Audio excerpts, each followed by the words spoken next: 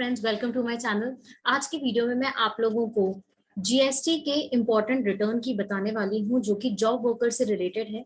अगर आपने goods send किए हैं जॉब वर्कर को तो आपको एक एडिशनल रिटर्न जीएसटी में फाइल करके बताना पड़ता है डिपार्टमेंट को कि हमने कुछ गुड्स हमारे पास है ऐसे जो कि जॉब वर्कर के लिए हमने भेजे हैं।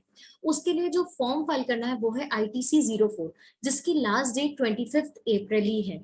1 अक्टूबर 2021 के बाद प्रोविजन चेंज करा है उनने।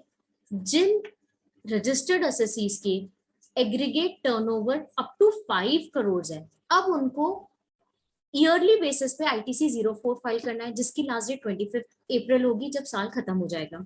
बट जिनके टर्नओवर 5 करोड़ को क्रॉस कर जाएगा उनको हाफ ईयरली बेसिस पे ये रिटर्न फाइल करनी है। पहले ये सभी के लिए क्वार्टरली बेसिस पे रिटर्न फाइल होती थी। तो अब जो रिटर्न फाइल होगी, अगर आपका aggregate turnover 5 crore and above है तो आपको अक्टूबर से लेके मार्च तक की जानकारी इसी रिटर्न में बतानी है, जो कि 25 अप्रैल के पहले पहले फाइल होनी है। तो आइए हम जीएसटी साइट पे देखते हैं कि ये फॉर्म कैसा दिखता है, इसमें क्या क्या डिटेल्स जाती है।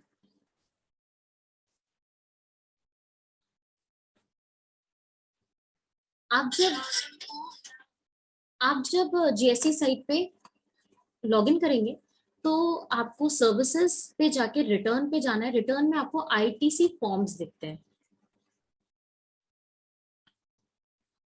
उस पर क्लिक करना है। जब आप क्लिक करेंगे तो हमारे जो एडिशनल आईटीसी फॉर्म्स है, आईटीसी से रिलेटेड, आईटीसी क्या है, इनपुट टैक्स क्रेडिट। तो इनपुट टैक्स क्रेडिट से रिलेटेड आपके जो भी एडिशनल फॉर्म्स है जीएसटी में, फॉर एग्जाम्पल आईटीसी रिवर्सल का जो फॉर्म है वो ITC 03 है। अगर आपने गुड्स जॉब वर्कर के लिए भेजे हैं, मतलब कि आपने खरीदी की है और उसके बाद उसमें एडिशनल कुछ प्रोसेस रिक्वायर्ड है, तो एडिशनल प्रोसेस के लिए आपने उसको भेजा है, जिसको जॉब वर्कर कहते हैं। तो आपको उसकी डिटेल बतानी पड़ती है डिपार्टमेंट को। तो आपको ITC 04 आप ऑनलाइन फाइल कर सकते हैं या ऑफलाइन फाइल कर सकते हैं। ऑनलाइन पे जब हम क्लिक करते हैं तो यहाँ पर फाइनेंशियल ईयर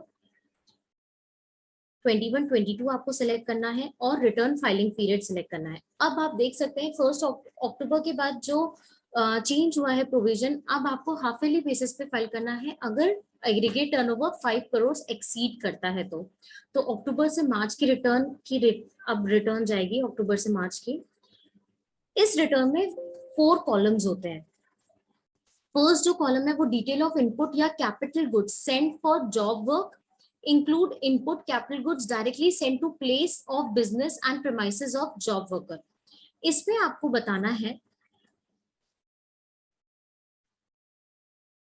जो गुड्स इनपुट हो या कैपिटल गुड्स हो डायरेक्टली जॉब वर्कर के प्लेस ऑफ बिजनेस या प्रेमाइसेस भेजे गए हो, जहां से हमने खरीदा है वहीं से डायरेक्टली गुड्स सेंट हो गए हो जॉब वर्क के प्रेमाइसेस में, वो डिटेल्स आपको प्रोवाइड करनी है। Details of input capital goods sent for job work include input capital goods directly sent to place of business premises of job worker.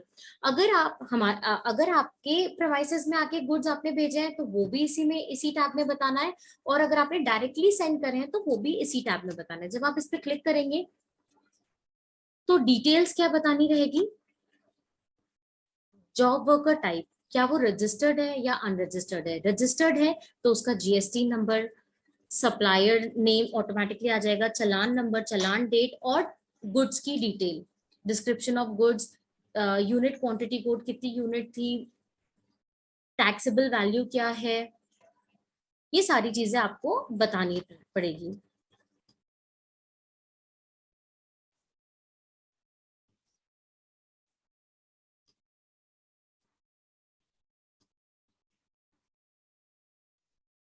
Next जो टैब है table 5A, detail of input capital goods receive back from job worker to home such goods were sent for job work and losses and wastage.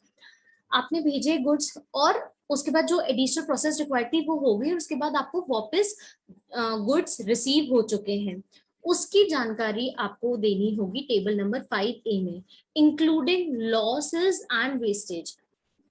जरूरी नहीं है जितनी quantity आपने भेजी थी उतनी ही आपको वापस मिल गई हो। कुछ एडिशनल प्रोसेस में लॉस हो सकता है, वेस्टेज निकला हो, तो उसकी जानकारी भी आपको देनी पड़ेगी टेबल नंबर 5A में। टेबल नंबर 5B में details of input capital goods received back from job worker other than the job worker to whom such goods were originally sent for job work and losses and wastage।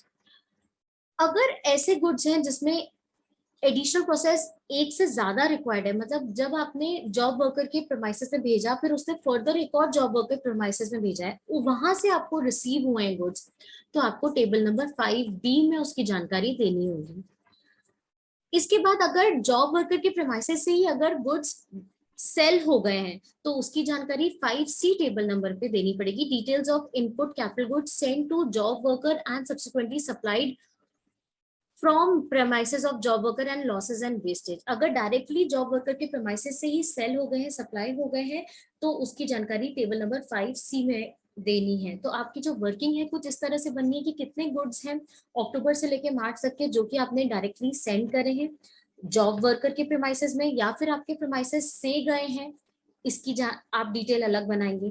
फिर job worker के premises से वापस आ चुके हैं goods, तो उसमें जो भी प्रोसेस रिक्वायर्ड है वापस आ चुके हैं, तो उसकी जानकारी आपको देनी पड़ेगी। तो उसके लिए अलग इंफॉर्मेशन मेंटेन करके including losses and wastage. Next, अगर जॉब वर्कर के प्रेमाइसेस से दूसरे जॉब वर्कर के प्रेमाइसेस में गए और वहां से आपको गुड्स रिसीव हुए हैं, तो उसकी टेबल अलग है, तो उसके लिए आपको इन्फॉर्मेशन अलग प्रोवाइड करनी पड़ेगी including losses and wastage. And अगर जॉब वर्कर के प्रेमाइसेस से डायरेक्टली सेंड हुए हैं, तो उसकी आपको डिटेल अलग मेंटेन करनी पड़ेगी, और ये आपको फोर्थ टेबल्स में ये पूरी जानकारी जॉब वर्कर से रिलेटेड देनी पड़ेगी। तो इसकी ड्यू डेट 25 मार्च है 2022, तो उससे पहले पहले ये रिटर्न फाइल कर दे। तो होप आपको ये वीडियो हेल्पफुल लगा होगा, तो प्लीज इसे लाइक करें एंड चैनल को सब्सक्राइब करें। Thank you.